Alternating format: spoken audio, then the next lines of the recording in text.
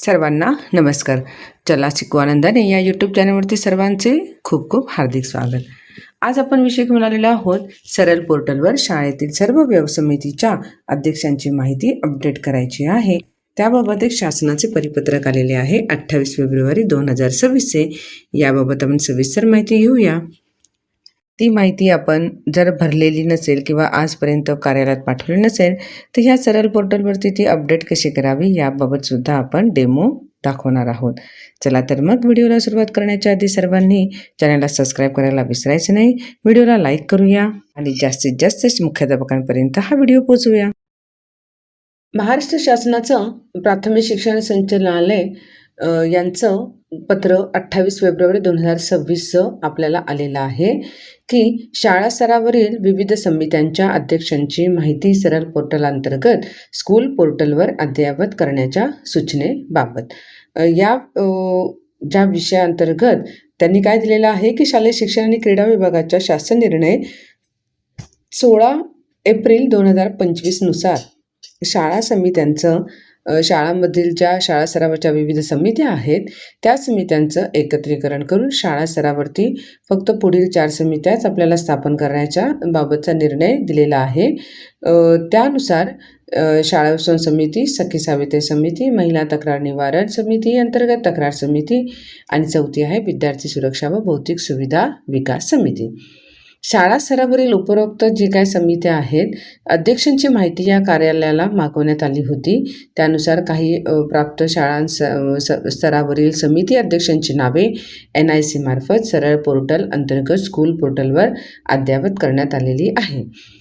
त्यानुसार शाळांना शाळा समितीची माहिती या मेनू अंतर्गत जिल्हा आणि तालुका निवडला, आपली शाळा निवडली की त्यामध्ये शाळेवरती शाळेच्या नावावर क्लिक केलं की आपल्याला अपलोड केलेली यादी दिसेल.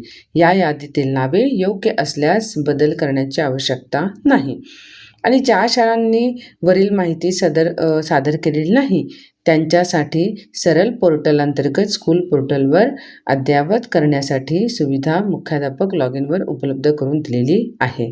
याचबरोबर शाळांना वरील माहितीत बदल करण्याची सुविधासुद्धा सरळ पोर्टल अंतर्गत स्कूल पोर्टलवर मुख्याध्यापक लॉग इनवरतीच उपलब्ध करून दिलेली आहे.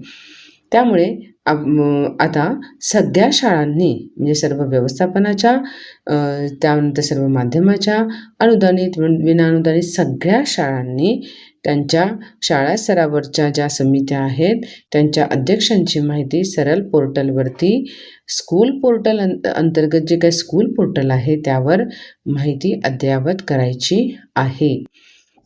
हे काम आपल्याला लगेच सुरुवात करायची आहे.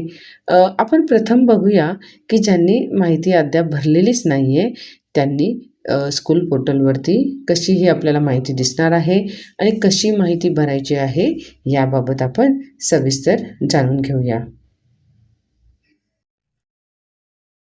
गुगलला आपल्याला सरळ पोर्टलला स्कूल पोर्टलला जायचं आहे. याच्या डिस्क्रिप्शन बॉक्समध्ये मी तुम्हाला लिंकसुद्धा देत आहे, ती तपासून घ्यावी.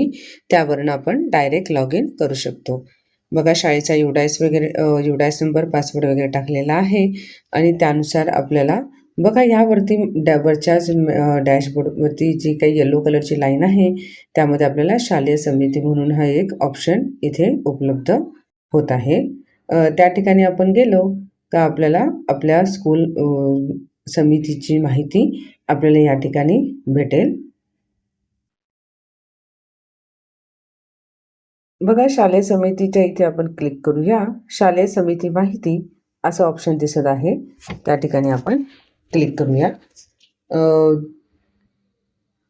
शालेय समितीची माहिती बघा शाळेत कार्यरत असलेल्या सर्व समितीची संपूर्ण व अचूक माहिती प्रणालीमध्ये भरणे अनिवार्य आहे आणि या ठिकाणी तुम्ही समितीचे नाव, पदनाम, समितीच्या प्रमुखाचे नाव, भ्रमणध्वनी क्रमांक आपल्याला या ठिकाणी ॲड हे बटन दाबले का आपल्याला या ठिकाणी माहिती अशा पद्धतीने येणार आहे.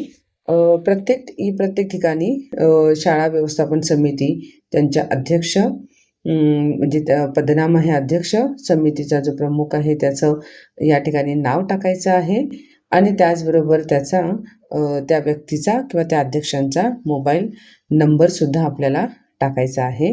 ह्या चारही समित्यांची ही सर्व माहिती आपल्याला या ठिकाणी भरून अद्ययावत करायची आहे आणि त्यानंतर आपल्याला सेव्ह ह्या बटनावरती क्लिक करून ही माहिती पूर्ण करायची आहे.